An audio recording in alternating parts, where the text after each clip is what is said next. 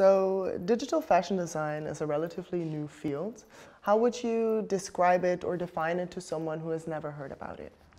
Yeah, digital fashion is a very exciting new realm where we get to express the full version of ourselves using technology in the best possible way and not having to impact the planet with the way we want to dress. What it means is that you can basically dress yourself in digital clothes, you can dress your avatar, you could wear an AR filter, you could design garments in the computer. There's just a lot of different things you can do that never involve having to touch a physical piece of fabric. And what is it like to work in such a new field that almost doesn't have like any preconceived templates or formats?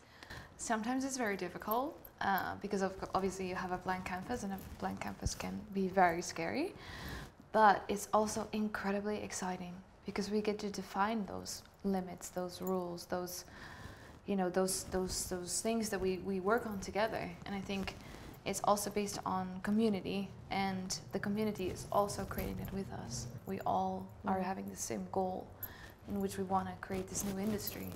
And anybody that joins is welcome. You co-founded the Fabricant, which is a digital fashion house, and you've kind of taken the fashion industry by storm. How has your work been received so far? I think it's a lot of different ways that people interpret it. The first wave of interpretation of our work was, this is scary. So a lot of people were scared, and they were like, why should we want this? Like really questioning why we should do something like that. And I think since we proved to create a business model out of this new way of working, a lot of people have seen it as inspiration and a way forward that they haven't really seen before. It's not just us doing it, but it's a lot of different people, and I feel like right now it's becoming a movement, so the reactions are really exciting. From the traditional fashion world, there's still a bit of, people are still quite scared because they don't understand it, and they also feel like it's threatening to their business. So the problem usually is that, you know, if you've been having a brand for the past 30 years and you're trying to innovate, it's quite difficult. While obviously we are coming from this blank slate and we can do whatever we want, a lot of brands are struggling with the fact that they're still very traditional in their ways. But I see some really cool stuff coming. Big brands like Nike has recently bought a digital fashion company as part of their DNA. There is general really excitement about the space, but there's also a lot of hype. I think everybody has their own thing, right? You have to have your own narrative as a brand, and it should fit you. And if you're like a very physical brand and you go into the space but without any ideas, but just to create like revenue, that's not an honest way of connecting, let's say. Yeah. At the Fabricant, you call yourself, I believe, fashionauts. Can you explain what that term means? It's like the idea that we are discovering these new landscapes and these new worlds. We're pioneering in all of our community that's with us as well. So that's why we call them fashionauts. Well, and as you already mentioned, like the digital fashion design field is really growing right now. Are there a lot of digital fashion designers that you know of, or would you have expected more? I think there's a lot now that are coming up. I have to say that I would have expected more. I think also a lot of people don't recognize how much potential there is in that industry, because the schools are still teaching a lot of students to think in a more traditional way. Well, I noticed that when I graduated back in the day, I think after me there were 3 more students who wanted to graduate with a digital collection as well, because they saw the example and they saw that it was possible. So that's why I think these examples are really important for people to take the step, because if you don't have anybody in your environment, you know, that's doing it, then it's really difficult. Yeah. And just recently we saw this Central St. Martin's graduation show in London. And there was one girl who had like massive QR codes walking over the catwalk. Oh yeah. And this was, yeah, and she had a digital presentation. This was the first time that someone in Central St. Martin's, I think, graduated with a digital collection. So it's a good sign. Amazing. And that's also a good example for the coming generations. Except for what you already mentioned, that it can be hard, like when you don't have an example to like follow something. What are maybe some other barriers that stop creatives from diving into this field? I think it's quite a steep learning curve to get into and to actually make really beautiful content. And it requires collaboration. Usually, like how I did it back in the day was I found people that loved the vision and wanted to work with me. And we started collaborating and really honestly working together on something that the both of us couldn't have created by themselves. To me, that is really where the power lies of this new industry, is not just you as a designer, but which 3D designer are you connecting to? Which game designer are you connecting to? Like, how are you connecting these kind of industries together? And while in the past it was all about this one single designer who has this massive show and everybody loves this creative director, but I think now it's more about the group and how can we operate as a collective. And this is something very new for schools as well.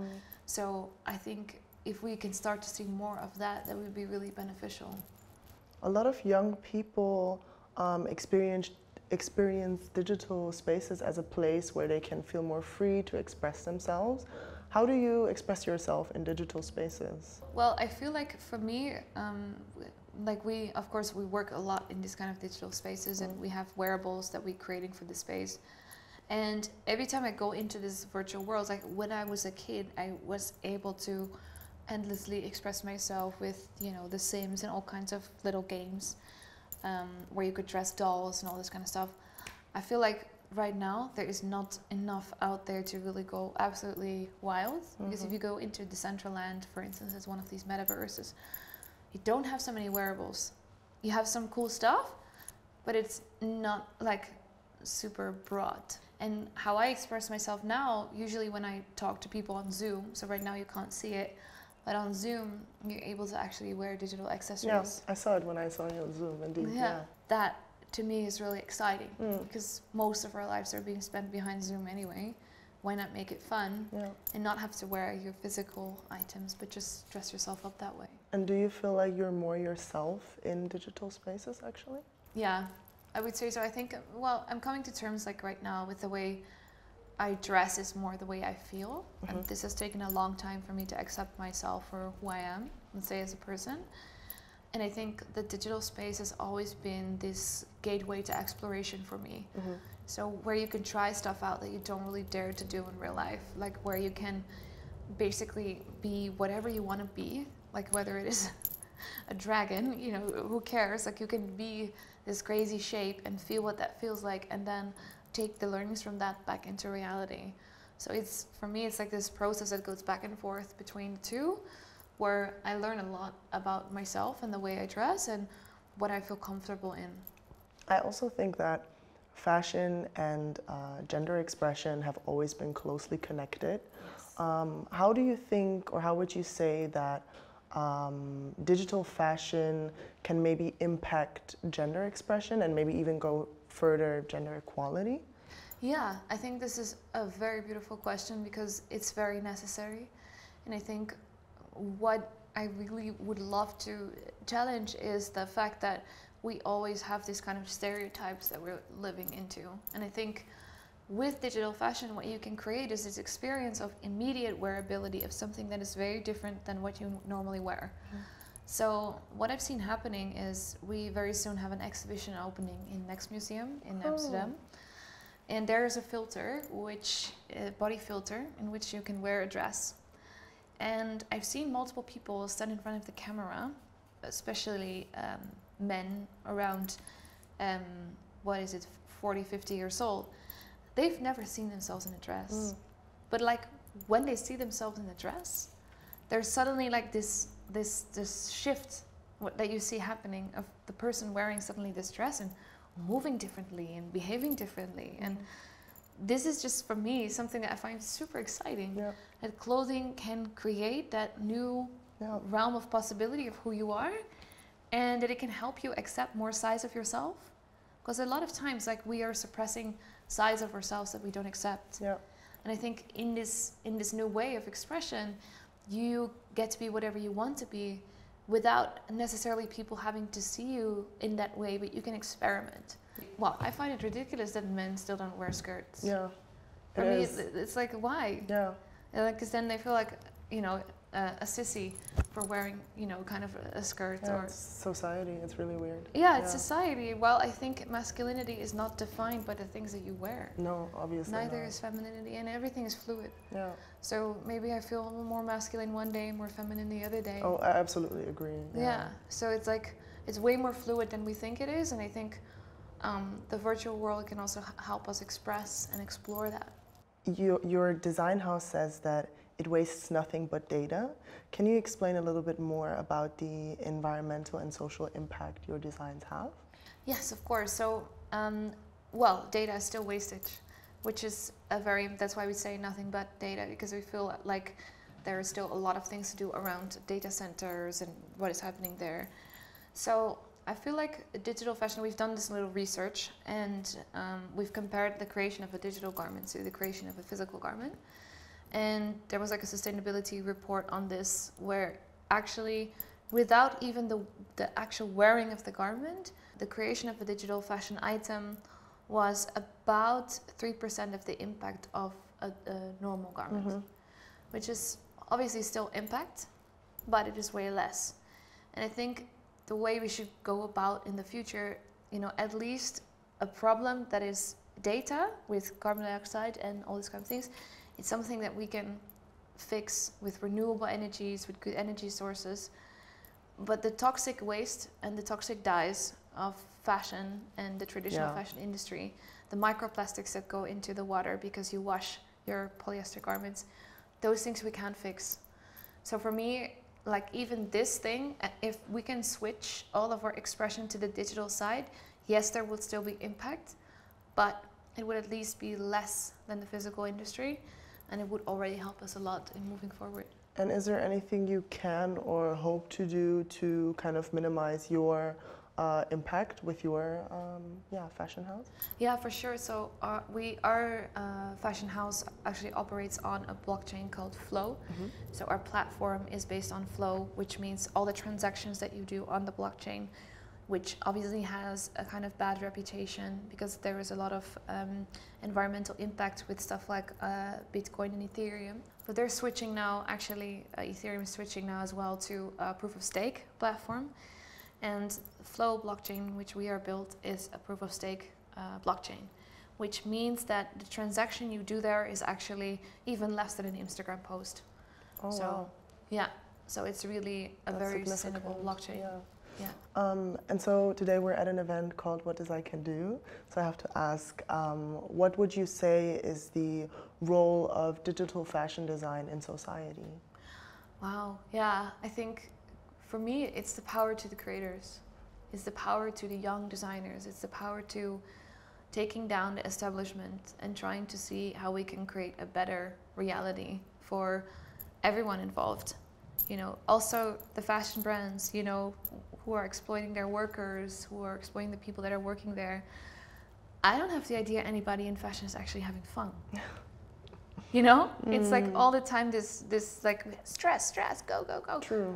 And to me, like that's really ridiculous, because if you want to work somewhere, you want to feel good and have fun and not get up in the morning and cry. Yeah. And I think this was my realization. That's what I think digital fashion and this better industry, this movement can really create. It's like you as a creator can actually make money off the things that you're selling online, on the NFTs that you're creating. You can create livelihood for yourself and the people around you. And that's what I find really fascinating about this new industry. It's not just our profit, but it's everybody can profit along with us. And so let's say in the next decade, what is something that we can achieve with digital fashion design? I think the power of self-expression is a really powerful thing. Like to be able to express yourself, that can heal people. And to me, that is really where the power lies. If you give people the freedom to create that self-expression, we will see a change. Same goes for art. You know, art can change the world. And I think this industry can really create that wave of new creativity in the fashion industry, where it's not about exploitation, but it is about creativity and using creativity the best possible way to tell the stories that we haven't heard yet. And what is something that digital fashion designers can do to get us there? I think just express what they feel. Because I feel like a lot of times you have to create something that makes sense or that gets sold or stuff like that. But I feel like, no, you can actually create your art and people will pay for it. You know, people will want to be a part of that. And I think that to me is really exciting because we were able to do it, right? We were able to create a livelihood out of it. Yeah. And that's why I see that there is way more opportunity, and we're creating tools for others to do that as well. And that's why I think, you know, there's a lot of knowledge. So if you want to go into this industry, there is like a wide range of places you can go to educate yourself. That's where the power lies for sharing everything. And is there anything that you would say is very important for you to share about your work that is part of the vision of the Fabricant that I haven't maybe asked yet, but that you still would like to share? The energy we bring is a new energy in which, yeah, we try to not take as much into account this old pattern, but really try to create something new. And to us, like, we make the comparison to punk. Like, we just go in and just create this new system. To use your frustration as an energy source to create something new. Use that anger to forge it into an energy that you can use and direct it towards the industry, create something new. Thank you so much. Thanks for being here with me and having this interview and for your talk. Yeah. Thank you for the beautiful questions. Yes.